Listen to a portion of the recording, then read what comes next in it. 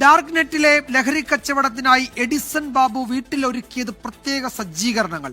അറസ്റ്റിലാകുന്നതിന് തൊട്ടുമുമ്പും Edison Chelad post office വഴി ലഹരി മരുന്ന് പാഴ്സൽ അയച്ചു. ഈ കേസിൽ വാഗമൺ സ്വദേശി ഡിയോൾ കൂടി പിടിയിലായതോടെ ആകെ അറസ്റ്റിലായവർ 3 ആയി. ഡാർക്ക് നെറ്റിൽ ലഹരി കച്ചവടം നടത്തിയ കേസിൽ NCB അറസ്റ്റ് ചെയ്ത എഡിസൺ വമ്പൻ സ്രാവെന്നാണ് NCB വൃത്തങ്ങൾ പറയുന്നത്. മെക്കാനിക്കൽ എഞ്ചിനീയറിംഗിൽ ബിരുദം നേടിയ എഡിസൺ ബാംഗ്ലൂരിലും പൂനെയിലും ജോലി ചെയ്യുന്ന സമയത്ത് തന്നെ ലഹരി കച്ചവടം ആരംഭിച്ചിരുന്നു. പിന്നീട് ആലുവയിൽ ഹോട്ടൽ ആരംഭിച്ചു. കോവിഡ് സമയത്ത് ഹോട്ടൽ പൂട്ടി. ഇതിനുശേഷമാണ് ഡാർക്ക് നെറ്റ് വഴി ലഹരി കച്ചവടം ആരംഭിച്ചത്. ഈ കച്ചവടത്തിലെ കൂട്ടുകാരായിരുന്നു അറസ്റ്റിലായ അരുൺ തോമസ്, ഡിയോൾ എന്നിവർ. വീട്ടിൽ മാത്രം ഒതുങ്ങിക്കൂടിയിരുന്ന എഡിസൺ പാവം എന്ന ഇമേജ് നാട്ടിൽ സൃഷ്ടിച്ചു. എന്നാൽ ഈ ഒതുങ്ങിക്കൂടൽ ലഹരി കച്ചവടത്തിൽ കൂടുതൽ ശ്രദ്ധ കേന്ദ്രീകരിക്കാനായിരുന്നു. 2 മാസമാണ് NCB സംഘം മൂവാറ്റുപുഴയിൽ എഡിസനെ നിരീക്ഷിക്കാനായി താമസിച്ചത്. സ്വന്തം മുറിയിൽ കച്ചവടത്തിനായി വലിയ സാങ്കേതിക സൗകര്യങ്ങളാണ് പ്രതി ഒരുക്കിയിരുന്നത്. ഇതേ മുറിയിൽ നിന്നാണ് 35 ലക്ഷം രൂപയുടെ മയക്കുമരുന്ന് പിടികൂടിയത്. ക്രിപ്റ്റോ കറൻസി ഇടപാട് പിടികൂടാതിരിക്കാൻ ഇടപാടുകൾ പിടിക്കപ്പെടാൻ സാധ്യത കുറവുള്ള മൊണേറോ കറൻസി ആയിരുന്നു എഡിസൺ ഉപയോഗിച്ചത്. വീട്ടിൽ വെച്ച് NCB നടത്തിയ ചോദ്യം ചെയ്യലിൽ തന്നെ എഡിസൺ കുറ്റസമ്മതം നടത്തി. കേരളത്തിൽ വേരുറപ്പിച്ച് രാജ്യവ്യാപക ലഹരി ശൃംഖലയായിരുന്നു എഡിസന്റെ സ്വപ്നമെന്ന് ഉദ്യോഗസ്ഥരോട് പ്രതി സമ്മതിച്ചിട്ടുണ്ട്. S. Shyamkumar, 24, Kochi. Hello guys, welcome back my YouTube channel. It's me hacker JD. Okay guys, നിങ്ങളെല്ലാവരും കണ്ടു കാണും ആ വാർത്ത. അത് ഇന്നലെ നടന്ന ഒരു വാർത്തയായിരുന്നു. ഓക്കെ, നമ്മൾ ഈ സബ്ജക്റ്റിനെ പറ്റിയാണ് കഴിഞ്ഞ ക്ലാസ്സിൽ, നമ്മുടെ കഴിഞ്ഞ വീഡിയോ നിങ്ങൾ പരിശോധിച്ചാൽ നിങ്ങൾക്ക് കാണാൻ പറ്റും. ഈ സബ്ജക്റ്റിനെ പറ്റി നമ്മളൊന്ന് സംസാരിച്ചിരുന്നു. അതായത് ഡാർക്ക് വെബിൽ സിൽക്ക് റോഡ് എന്ന് പറഞ്ഞൊരു ഡ്രഗ് സെല്ലിംഗ് സൈറ്റ് ഉണ്ടായിരുന്നു. അതേപോലൊരു സംഭവമാണ് ഇവിടെ നമ്മുടെ കേരളത്തിൽ സംഭവിച്ചത് കഴിഞ്ഞ ദിവസം. അതായത് ഇന്നലെ സംഭവിച്ച വാർത്തയാണ് നിങ്ങളെല്ലാവരും കണ്ടത്. ഓക്കെ, എല്ലാവരും എന്താ പറയുക, ഇല്ലീഗൽ ആക്ടിവിറ്റീസൊക്കെ ഒരുപാട് കൂടുതൽ നടക്കുന്ന സംഭവമാണ് ഡാർക്ക് വെബ്. നമ്മൾ കഴിഞ്ഞ വീഡിയോയിലും ഒരുപാട് കാര്യങ്ങൾ ഡാർക്ക് വെബിനൊക്കെ പറ്റി പറഞ്ഞു. ഓക്കെ, നമ്മുടെ എന്തായാലും നെക്സ്റ്റ് നമ്മുടെ ഇന്നത്തെ ടോപ്പിക് എന്ന് പറഞ്ഞാൽ, നമ്മൾ കഴിഞ്ഞ ദിവസം ഇന്റർനെറ്റ് എന്താണെന്നും അതായത് ബേസിക് ആയിട്ടുള്ള കുറേ കാര്യങ്ങൾ നോക്കി. സൈബർ സെക്യൂരിറ്റിയെ പറ്റി നമ്മൾ വളരെയധികം ചെറിയൊരു കാര്യം മാത്രമേ പറഞ്ഞിട്ടുള്ളൂ, ബേസിക് മാത്രമേ പറഞ്ഞിട്ടുള്ളൂ. ഇന്നത്തെ നമ്മുടെ ടോപ്പിക് എന്ന് പറഞ്ഞാൽ സൈബർ സെക്യൂരിറ്റി എന്ന ടോപ്പിക്കാണ്. ഓക്കെ ഗൈസ്, അപ്പം നമുക്ക് നോക്കാം. സൈബർ സെക്യൂരിറ്റിയിൽ പല പല ഏരിയാസ് ഉണ്ട്. അതായത് ഇപ്പോൾ എക്സാമ്പിൾ പറയുകയാണെങ്കിൽ നമ്മുടെ ഇൻഫർമേഷൻ ടെക്നോളജി IT, അതിൽ പ്രോഗ്രാമിംഗ് ഉണ്ട്, സെക്യൂരിറ്റി ഉണ്ട്, ടെസ്റ്റിംഗ് എക്സെട്ര. അങ്ങനെ ഒരുപാട് ഏരിയാസ് ഇൻഫർമേഷൻ ടെക്നോളജിക്ക് അകത്ത് വരുന്നുണ്ട്. ഇതേപോലെ തന്നെ സൈബർ സെക്യൂരിറ്റിക്ക് അകത്തും പല പല ജോബ് റോൾസ് വരുന്നുണ്ട്. ഓക്കെ, അപ്പോൾ നമുക്ക് എന്തായാലും അതിനു മുമ്പ് സൈബർ ത്രെഡ്സിനെ പറ്റി നമുക്ക് നോക്കാം. എന്താണ് സൈബർ ത്രെഡ്സ്? റിയൽ ലൈഫിൽ ഞാൻ പറയുകയാണെങ്കിൽ, ഒരു എക്സാമ്പിൾ പറയുകയാണെങ്കിൽ, എന്നെ ഒരു ആന അറ്റാക്ക് ചെയ്യാൻ വരുന്നു. അപ്പോൾ ഈ കേസിൽ നോക്കുകയാണെങ്കിൽ ഇവിടെ ത്രെഡായിട്ട് വരുന്ന ആരാണ്? ആനയാണ്. ഓക്കെ, ഇതേപോലെ തന്നെ സൈബർ ത്രെഡ്സിൽ വരുന്ന ആരാണ്? സൈബർ സ്കാം ചെയ്യുന്ന ഒരാളെ നമുക്ക് വിളിക്കാം സൈബർ ത്രെഡ്. ഓക്കെ, ഇപ്പം എന്താണ് സൈബർ ത്രെഡ് എന്താണെന്ന് ചെറിയൊരു ക്ലാരിറ്റി കിട്ടിയെന്ന് ഞാൻ വിശ്വസിക്കുന്നു. ഇനി നമ്മൾ നോക്കാൻ പോകുന്നത്, ഞാൻ നേരത്തെ പറഞ്ഞല്ലോ, സൈബർ സെക്യൂരിറ്റി എന്ന് പറഞ്ഞ പല പല ഏരിയാസ് ഉണ്ട്. അതായത് ഒരുപാട് ജോബ് റോൾസ് ഒക്കെ വരുന്നുണ്ട്. ഓക്കെ, അപ്പം നമുക്ക് നോക്കാം എന്തൊക്കെയാണ് വരുന്നത്. പെൻട്രേഷൻ ടെസ്റ്റിംഗ് എന്ന് പറഞ്ഞൊരു ജോബ് റോൾ വരുന്നുണ്ട്. എന്താണ് ഈ പെൻട്രേഷൻ ടെസ്റ്റിംഗ്? പെൻട്രേഷൻ ടെസ്റ്റിംഗ് എന്ന് പറഞ്ഞാൽ നേരത്തെ തന്നെ ത്രെഡുകളെ കണ്ടുപിടിച്ച് ഇല്ലാതാക്കുക എന്നൊരു ഉദ്ദേശമാണ് പെൻട്രേഷൻ ടെസ്റ്റിംഗ്.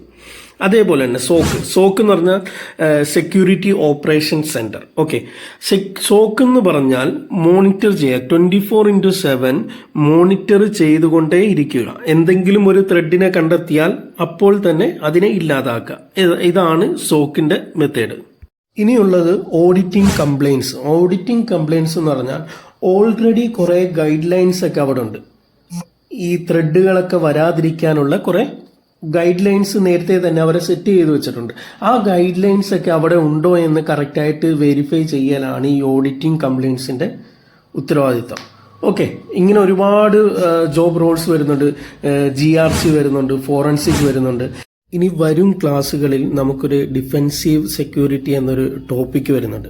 അപ്പോൾ ആ ഭാഗം എത്തുമ്പോൾ നമ്മൾ ഡീറ്റെയിൽഡ് ആയിട്ട് ഈ ഫോറൻസിക് എന്താണ്, GRC, അങ്ങനെ കംപ്ലീറ്റ് ഡീറ്റെയിൽഡ് ആയിട്ടുള്ള കാര്യങ്ങളും നമ്മൾ പ്രാക്ടിക്കലി കുറേ കാര്യങ്ങളൊക്കെ ചെയ്ത് കുറേ ടൂളൊക്കെ വെച്ച് നമ്മൾ ചെയ്ത് നോക്കുന്നുണ്ട്. ഇന്ത്യയിൽ ഏറ്റവും സൈബർ ക്രൈംസിലെ വിക്ടിമിന്റെ എണ്ണം ഏറ്റവും കൂടുതൽ ബാധിച്ചേക്കുന്നത് എവിടാന്ന് വെച്ചാൽ നമ്മുടെ കേരളത്തിൽ തന്നെയാണ്. എൻ്റെ ഒരു റിസർച്ചിൽ എനിക്ക് മനസ്സിലായത് കേരളത്തിൽ ഒരു ദിവസം 70 ലക്ഷത്തോളം രൂപ സൈബർ ക്രൈം ചെയ്തിട്ട് എന്താണ് നഷ്ടപ്പെട്ടിരിക്കുന്നു. അങ്ങനെ ഒരുപാട് ഞാനിപ്പോൾ ഒരു വീഡിയോ നിങ്ങൾക്ക് കാണിച്ചു തരാം. Yes.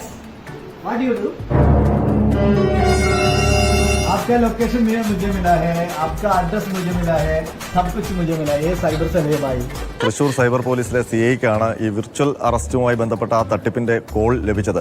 ഈ കോൾ വന്നപ്പോഴേ തന്നെ CIക്ക് മനസ്സിലായി ഇത് തട്ടിപ്പുകാരുടെ വിളിയാണെന്ന്. അപ്പോൾ അതുകൊണ്ടാണ് അദ്ദേഹം അത് റെക്കോർഡിലിട്ട് നമ്മൾ കാണുന്ന ദൃശ്യങ്ങൾ കാണാം. ഇത് സിനിമ സ്റ്റൈലിലാണ്. അത് ഓൺ ചെയ്യുമ്പോൾ ആദ്യം CI പറയുന്നത് എനിക്ക് ക്യാമറ വർക്ക് ചെയ്യുന്നില്ല എന്നാണ്. അപ്പോൾ അപ്പുറത്ത് പോലീസ് വേഷത്തിൽ തന്നെ വീഡിയോയിൽ കാണാം ഒരു തട്ടിപ്പുകാരൻ ഇരിക്കുന്നത്. അയാൾ പറഞ്ഞ ഉടൻ തന്നെ ക്യാമറ ഓണാക്കാൻ പറയുന്നു. ഒടുവിൽ സസ്പെൻസ് നിർത്തിക്കൊണ്ട് തന്നെ നമ്മുടെ CI ക്യാമറ ഓണാക്കുന്നു. ടക്കനെ ഇയാൾ കാണുന്നത് ഈ യൂണിഫോമിലുള്ള ഒരു മനുഷ്യനാണ് ഇപ്പുറത്ത് കാണുന്നത്. അതോടുകൂടി അയാൾക്ക് മനസ്സിലായി ഞാൻ വിളിച്ചത് ശരിയായ സ്ഥലത്താണെന്ന്. അപ്പോൾ തന്നെ അയാൾ പതറി കോൾ കട്ട് ചെയ്ത് പോവുകയും ചെയ്തു. തൃശൂർ സൈബർ പോലീസ് ഇപ്പോൾ ആ കോൾ വിളിച്ച ആ തട്ടിപ്പുകാരെ കുറിച്ചുള്ള അന്വേഷണവും ആരംഭിച്ചിട്ടുണ്ട്. ഇതാണ് വിർച്വൽ അറസ്റ്റ് സ്കാം. ഇത് വളരെയധികം പോപ്പുലറാണ്. നിങ്ങൾ നേരത്തെ കണ്ടിട്ടുണ്ടാവും വാർത്തകൾ. ഇതെന്ന് പറഞ്ഞാൽ ഇതെന്താണ്, ഇവരുടെ കുറച്ച് ഇൻഫർമേഷൻ കാര്യങ്ങളൊക്കെ നമ്മൾ കളക്ട് ചെയ്തിട്ട് അതുമായിട്ട് ബന്ധപ്പെട്ടിട്ട് എന്താണ് ഇതുപോലെ പെട്ടെന്ന് വിളിച്ചിട്ട് ഇതേപോലെ നിങ്ങളുടെ പേരിൽ ഇത്ര കേസ് കാര്യങ്ങളൊക്കെ ഉണ്ട് എന്നൊക്കെ പറഞ്ഞ് യൂണിഫോമും പക്കാ പ്രൊഫഷണലായിട്ട് ഇതുപോലെ വീഡിയോ കോളൊക്കെ ചെയ്തിട്ട് നമ്മുടെ അടുത്ത് പറയും. അപ്പോൾ ഇതിൽ ആൾക്കാരങ്ങ് വീണു പോകും.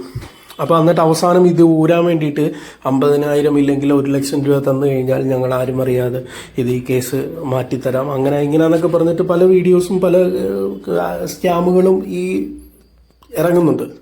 ഇതേപോലെ നമ്മുടെ ഈ വേൾഡിൽ നമ്മുടെ സ്റ്റേറ്റിലൊക്കെ ഒരുപാട് സ്കാമുകൾ നിരന്തരമായിട്ട് വരുന്നുണ്ട്. എൻ്റെ ഒരു പല ഫ്രണ്ട്സുകളും ഇത്തരത്തിൽ ഇതേപോലത്തെ ഒരു സ്കാമിലൊക്കെ പെട്ടുപോയിട്ടുണ്ടായിരുന്നു.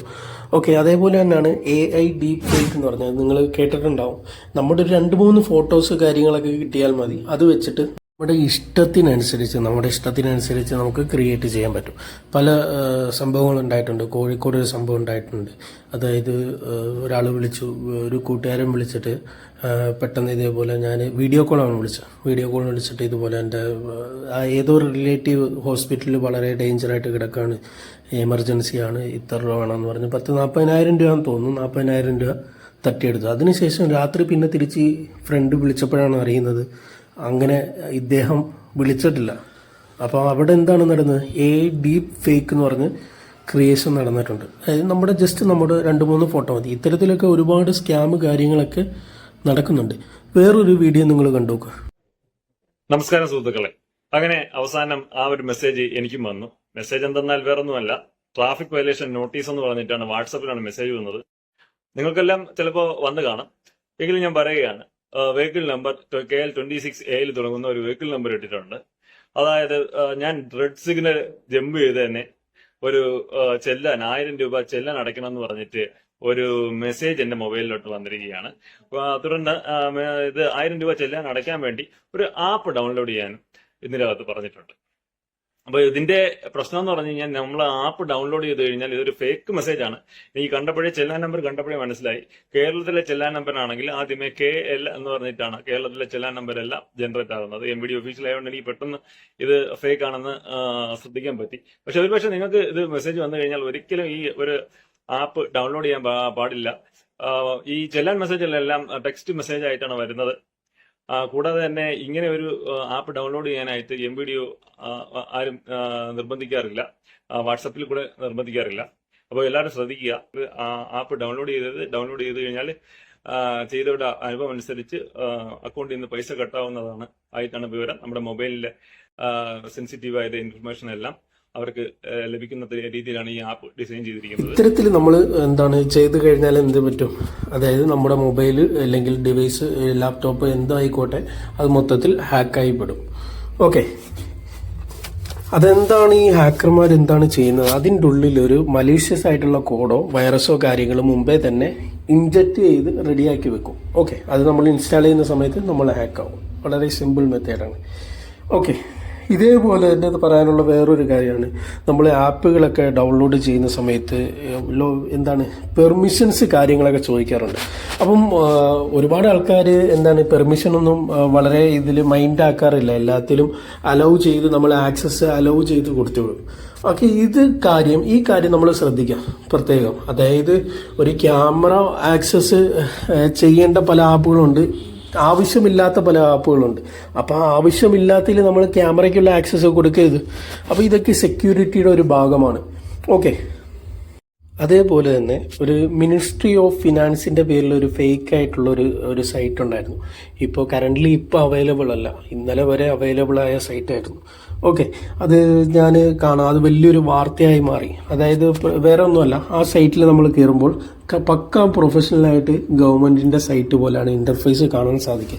അതിൽ താഴെ എഴുതിയിട്ടുണ്ട് ഇത്ര രൂപ നിങ്ങൾക്ക് 32,000 ആണെന്ന് തോന്നുന്നു, അത്ര രൂപ നിങ്ങൾക്ക് ഗവൺമെൻറ്റിൻ്റെ സൈഡിൽ നിന്ന് കിട്ടുന്നുണ്ട്. അപ്പം എന്താണ് നിങ്ങളുടെ ഇത് വെരിഫൈ ചെയ്യണം എന്നൊക്കെ പറഞ്ഞിട്ട് നമ്മുടെ നെയിം കൊടുക്കും, അഡ്രസ്സ് കാര്യങ്ങളൊക്കെ കൊടുക്കും.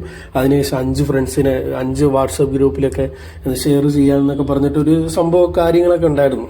അത് അന്ന് കുറച്ച് വൈറലായിരുന്നു സംഭവം. ഓക്കെ, ഇതിനെപ്പറ്റി നമുക്കൊന്ന് നോക്കാം. ഓക്കെ, ആ സൈറ്റ് കിട്ടുന്നില്ല, നിങ്ങൾക്ക് കാണിച്ച് തരണമെന്ന് ഉണ്ടായിരുന്നു. ഓക്കെ, ആ സൈറ്റ് അവൈലബിൾ അല്ല ഇപ്പം. ഓക്കെ, എന്തായാലും നമുക്ക് കാണാം, ഇത് പക്ക ഫേക്ക് ആയിട്ടുള്ള സൈറ്റായിരുന്നു. ഇത്തരത്തിലൊരു തട്ടിപ്പ് വളരെ പോപ്പുലർ ആയിരുന്നു ഈ അടുത്ത സമയം വരെ. അതേപോലെ തന്നെ അറിഞ്ഞിരിക്കേണ്ട ഒരു കാര്യമാണ് ഹെൽപ്പ് ലൈൻ നമ്പർ എന്ന് പറഞ്ഞു 1930 എന്ന നമ്പറിലേക്ക് ആരുടെ പൈസ പെട്ടെന്ന് ഇതേപോലെ സൈബർ സ്കാം വഴി നഷ്ടപ്പെട്ട് കഴിഞ്ഞാൽ ഒരു 3-4 മണിക്കൂറിനുള്ളിൽ ഇവരെ വിളിച്ചു കഴിഞ്ഞാൽ ആ അക്കൗണ്ട് ഫ്രീസ് ചെയ്തിട്ട് നമുക്ക് ആ പൈസ കിട്ടാൻ സാധ്യത വളരെ കൂടുതലാണ്. ഓക്കെ, ഇതാണ് നമ്മൾ ബേസിക് ആയിട്ട് അറിഞ്ഞിരിക്കേണ്ട സൈബർ സെക്യൂരിറ്റിയെ പറ്റിയുള്ള ക്ലാസ്. ഓക്കെ, നെക്സ്റ്റ് നമ്മൾ നോക്കാൻ പോകുന്ന ലിനക്സ്, പിന്നെ എത്തിക്കൽ ഹാക്കിംഗ്. അതിനു മുമ്പ് കാളി ലിനക്സ് എന്ന് പറഞ്ഞൊരു സോഫ്റ്റ്വെയർ നമുക്ക് ഇൻസ്റ്റാൾ ചെയ്യേണ്ടതായിട്ടുണ്ട്. അതിൻ്റെ വീഡിയോയും നമ്മൾ അപ്ലോഡ് ചെയ്യുന്നതാണ് ചാനലിൽ. ഓക്കെ ഗൈസ്, ഇന്നത്തെ ക്ലാസ് ഇത്രേ ഉള്ളൂ. എല്ലാവർക്കും ഉപകാരമായി, ഒരുപാട് ഇൻഫർമേഷന് കാര്യങ്ങളൊക്കെ നിങ്ങൾക്ക് കിട്ടി എന്ന് വിശ്വസിക്കുന്നു. എന്തെങ്കിലും ഉണ്ടെങ്കിൽ കമൻറ്റിൽ അറിയിക്കുക. ഓക്കെ, എല്ലാവരും സബ്സ്ക്രൈബ് ചെയ്യുക, സപ്പോർട്ട് ചെയ്യുക.